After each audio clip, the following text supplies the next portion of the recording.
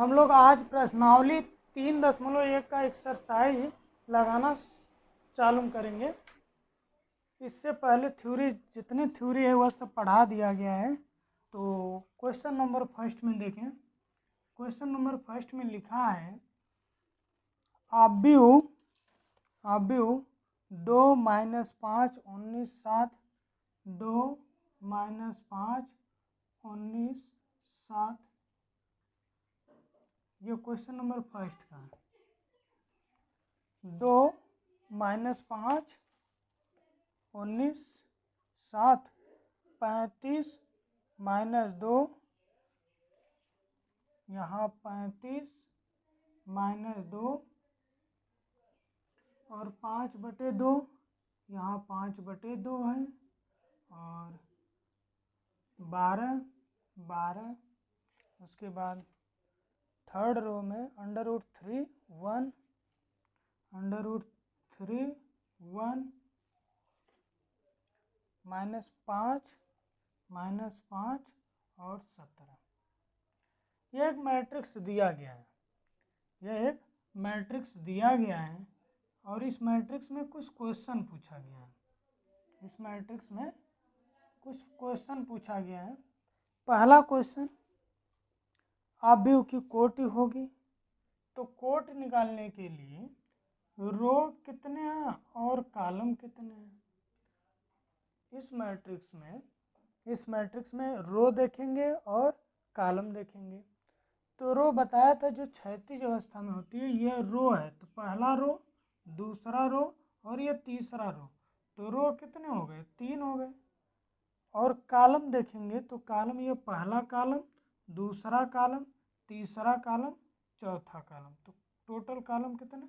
तो पहला जो पूछा है कोटि, तो फर्स्ट लिखेंगे आव्यूह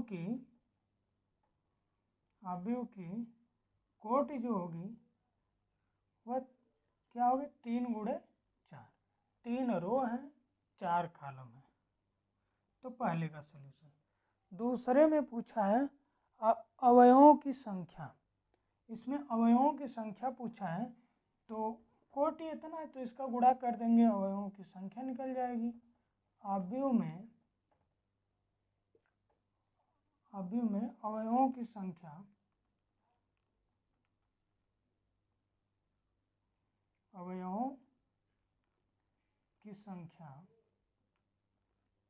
क्या होगी? 4 × 3 = 12 हो जाएगी। तीसरा क्वेश्चन इसी में कुछ पूछना चाह रहा है।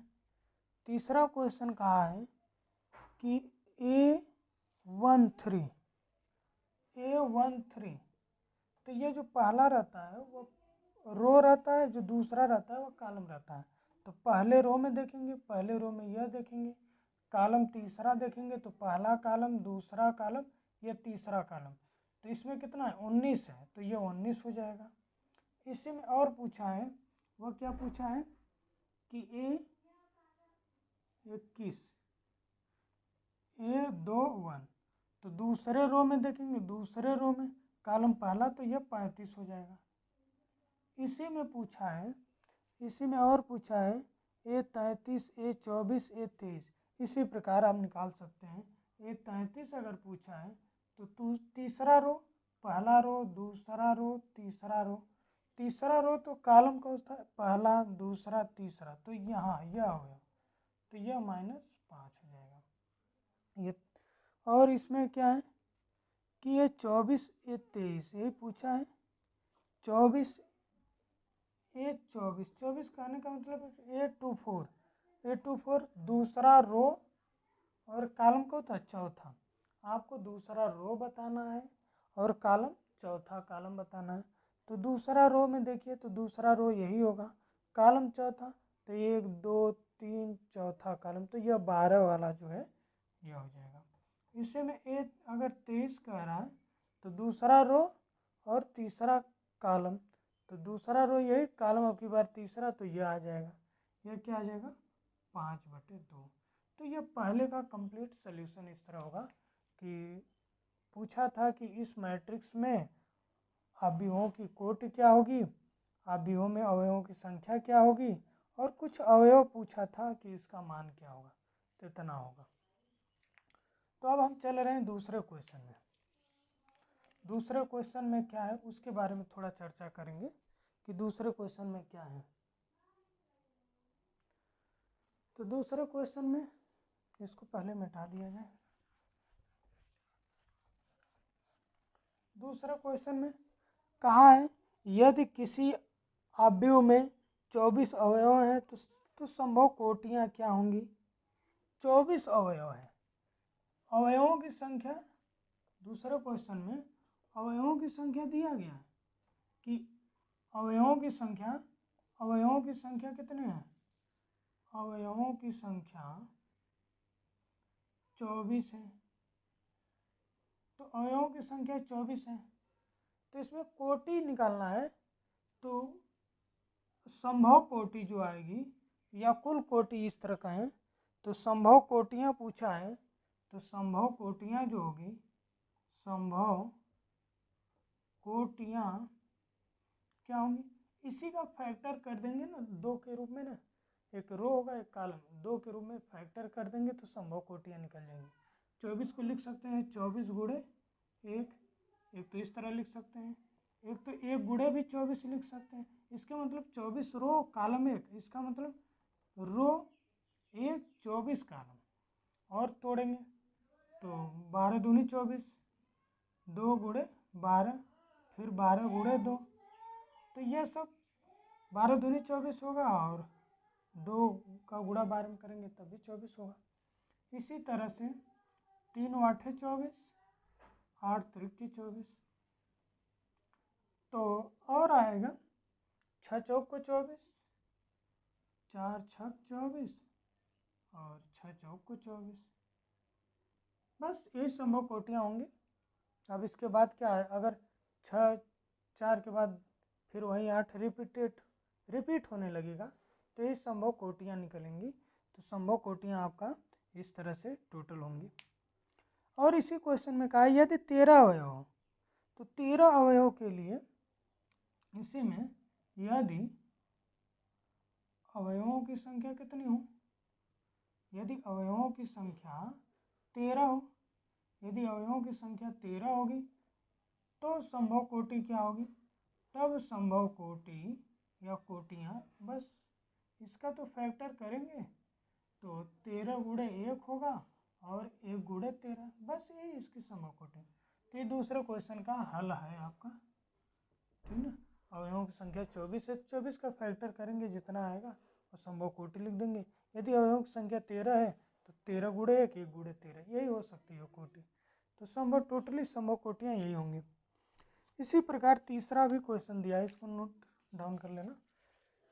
इसी तरह तीसरा भी क्वेश्चन दिया है, तीसरा भी लगाइएगा। देखिए तीसरा क्वेश्चन में क्या कह रहा है। क्वेश्चन नंबर 3, क्वेश्चन नंबर 3 में कह रहा है कि यदि किसी अवयव में 18 अवयव हैं तो इनकी संभव कोटियाँ क्या होंगी यदि 5 अवयव हैं। तो क्वेश्चन नंबर 18 कहाँ है, तो एकदम सेम उसी तरह से लगाएंगे कि अवयवों की संख्या टोटल कितने हैं। अवयवों की संख्या 18 है, तो संभव कोटि जो होगी, संभव कोटि जो होंगी या कोटियाँ क्यों, जो संभव कोटियाँ होंगी वह क्या क्या हो सकते हैं। 1 गुणे 18, 18 गुणे 1 कर सकते हैं, 2 9 18, 2 9 18 और 9 गुणे 2 कर सकते हैं। इस तरह से 6 त्रिक 18, 3 छक 18 और बस ये संभव कोटियाँ होंगी।